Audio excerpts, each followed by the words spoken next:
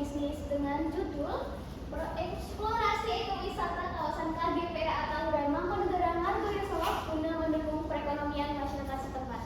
Perkenalkan, nama saya Aida Khalifatul Umam dengan NIM H1025024 dan rekan saya Aurelia Nasya Amalia dengan NIM H1025023.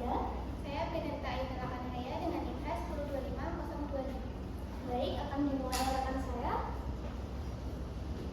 Jadi latar belakang pembuatan proposal bisnis ini yaitu Tahura KGPA Mangkunegaran 1 memiliki kawasan seluas 400 hektar di lereng Gunung Lawu dan menyimpan keanekaragaman hayati dan keindahan yang tinggi. Tapi kami melihat bahwa Tahura ini belum dimanfaatkan secara optimal untuk meningkatkan kesejahteraan masyarakat sekitar. Dan sejalan dengan tren pariwisata global yang kini berfokus pada keberlanjutan, dari data Kemenparekraf tahun 2023 menunjukkan peningkatan minat wisata sebesar 15% per tahun, sehingga pengembangan ekowisata di Tahura menjadi peluang yang strategis untuk menciptakan destinasi wisata yang edukatif, autentik, dan juga berdampak positif bagi masyarakat yang ada di sekitar Tahura. Lalu untuk mengupas masalah yang pertama yaitu bagaimana mengoptimalkan potensi alam Tahura Margoyo sebagai destinasi ekowisata yang menarik dan berkelanjutan. Lalu yang kedua, bagaimana model bisnis ekowisata yang dapat memberikan manfaat ekonomi maksimal tanpa merusak pelestarian lingkungan. Lalu yang ketiga yaitu bagaimana strategi pemasaran yang efektif untuk menarik wisatawan untuk mengunjungi kawasan Tahura. Lalu yang keempat, bagaimana sistem pengelolaan yang melibatkan partisipasi aktif masyarakat dalam operasional bisnis ekowisata. Lalu tujuan penelitian kami yaitu mengembangkan kawasan Tahura sebagai destinasi ekowisata yang unggul. Lalu yang kedua, menciptakan model bisnis ekowisata yang memberikan nilai tambah ekonomi bagi masyarakat setempat. Lalu yang ketiga, merancang strategi pemasaran terintegrasi untuk meningkatkan kunjungan wisata. Lalu yang keempat, membangun sistem pengelolaan partisipatif yang melibatkan masyarakat lokal sebagai stakeholder utama dalam pengembangan ekowisata. Lalu pemanfaatan penelitian dari bagian ekonomi yaitu untuk meningkatkan pendapatan kerja lapangan bagi masyarakat setempat. Lalu yang kedua yaitu untuk lingkungan, pelestarian ekosistem dan edukasi. Lalu dalam sosial budaya yaitu pelatihan pelestarian kearifan lokal dan kebanggaan daerah. Lalu di kelembagaan sendiri ada metode kemitraan pemerintah, swasta dan masyarakat dalam pengimplementasian ekowisata. Baik, kemudian masuk pada analisis pasar yang dimana Kabupaten Pangandaran sendiri memiliki potensi yang cukup strategis dalam pengembangan ekowisata karena lokasinya yang berdekatan dengan kota Solo yang dimana menjadi kawasan metropolitan. Kemudian ada pula segmentasi pasar di Tahura Margoyo Solo yang difokuskan pada segmen primer dengan keluarga muda dengan target sebesar 60%, kemudian segmen sekunder dengan kalangan milenial dengan target 30% target, kemudian segmen tersier oleh wisatawan edukatif sebesar 10%, kemudian analisis kompetitor menunjukkan keunggulan Tahura Margoyo Solo dalam keanekaragaman ekosistem, konsep edukatif dan pemberdayaan masyarakat. Kemudian ada pula target kunjungan yang kami rencanakan sekitar 12.000 hingga 35.000 pengunjung dalam waktu 5 tahun. Kemudian dalam rencana operasional, produk dan layanan akan berfokus pada pengalaman autentik berbasis alam seperti jalur trekking yang tematik, camping edukatif, dan pusat interpretasi alam dengan titik observasi dan paket ekowisata yang terintegrasi. Kemudian lokasi strategis dengan akses yang mudah dari Solo dan Pangandaran. Pengembangan infrastruktur dilakukan bertahap dengan prinsip pembangunan berkelanjutan. Kemudian SDM direkrut dari masyarakat lokal dengan pelatihan profesional di bidang pelayanan wisata, konservasi dan keselamatan. Contohnya saja kami akan merekrut SDM setempat dengan pelatihan profesional pada penempatan sebagai guide. Kemudian rencana keuangan tahap pertama yaitu investasi awal kami canangkan sebesar 850 juta yang mencakup infrastruktur, peralatan, biaya pra operasional dan modal kerja. Kemudian yang kedua, struktur pembiayaan yang berasal dari kombinasi modal awal kita sendiri 30%, pinjaman bank 50%, dan hibah atau CSR 20%. Kemudian ketiga, proyeksi pendapatan menunjukkan pertumbuhan yang signifikan. Yang keempat, biaya operasional mencakup gaji, perawatan, utilitas, marketing, serta dana konservasi dan pengembangan masyarakat. Yang kelima, proyek layak secara ekonomi dengan NPV positif 485 juta dengan IRR 24,7% dan payback period 3 tahun 4 bulan. Kemudian yang keenam, proyek memberikan dampak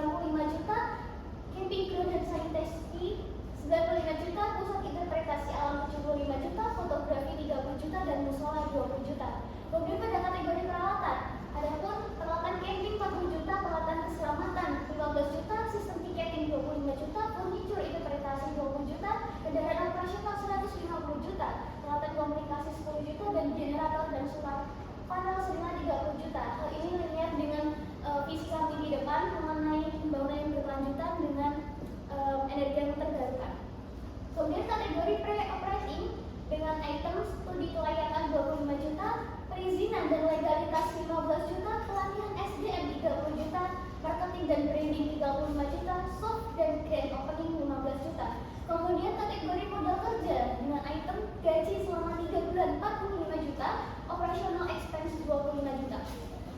Kemudian kita ada pun jenis pendapatan yang kita rencanakan pada tahun pertama hingga kelima, yaitu total pendapatan pada tahun pertama senilai 628 juta, tahun kedua 985 juta, tahun ketiga 1 miliar 420 juta, tahun keempat 1 miliar 704 juta, dan tahun kelima 2 miliar 44 juta 800 ribu.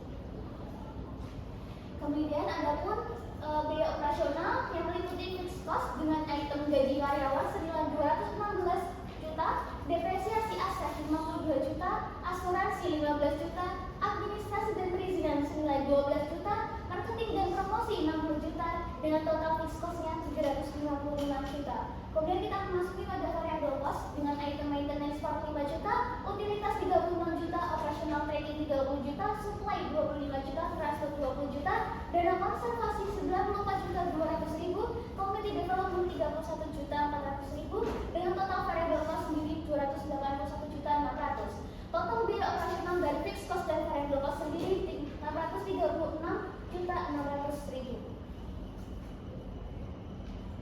Kemudian ada pun parameter yang kami gunakan juga meliputi BEP ataupun break even point dengan unit per pengunjungnya senilai 8.234 per tahun dengan BEP berupa rupiahnya 481 miliar 900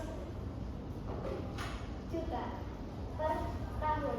Oh salah, 481 juta 900 ribu per tahun. Kemudian kami proyeksikan pengunjung dalam tahun pertama yaitu 12.000 dengan margin of safety 30%. Baik, yang selanjutnya adalah analisis SWOT. Yang pertama yaitu strength atau kekuatan yang ada di ekowisata KBPA Tahura Margoyoso, yaitu keanekaragaman hayati yang tinggi, lokasi strategis dekat Solo, dukungan pemerintah dan masyarakat, serta konsep ekowisata yang edukatif. Lalu yang kedua yaitu awareness atau pemahaman dari ekowisata Tahura Margoyoso.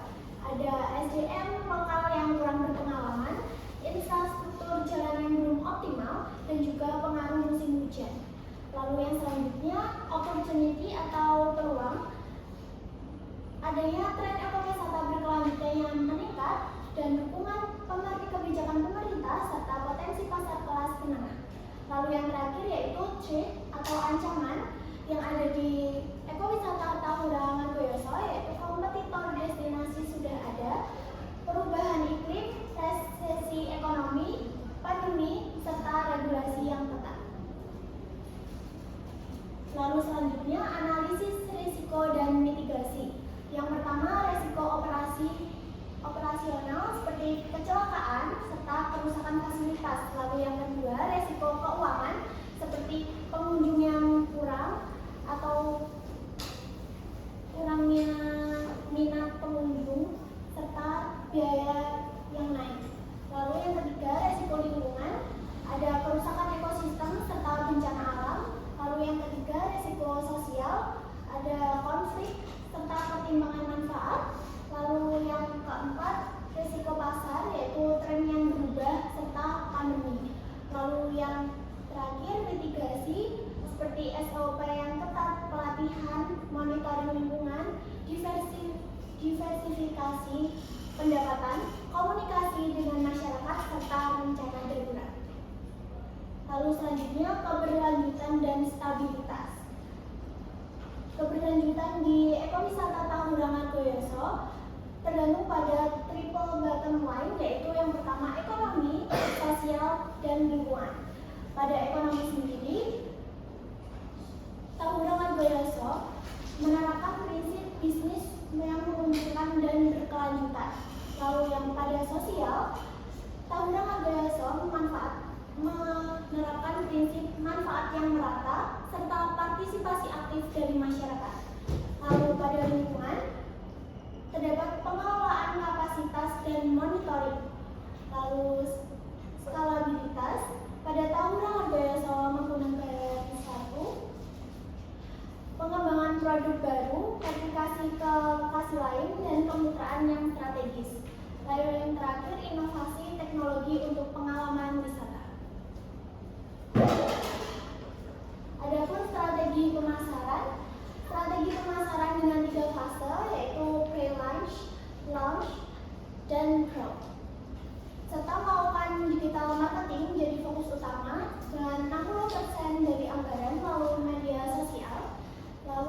distribusi produk melalui multi-channel approach seperti direct, yaitu website dan loket, dan indirect, yaitu berupa travel agent, OTA, hotel, dan corporate. Lalu, kemitraan strategis digabung dengan pemerintah daerah untuk memperkuat promosi dan kredibilitas destinasi. Adapun implementasi dan timeline, yang pertama fase persiapan, konstruksi, pre-opening, dan operasional awal selama 12 bulan pertama.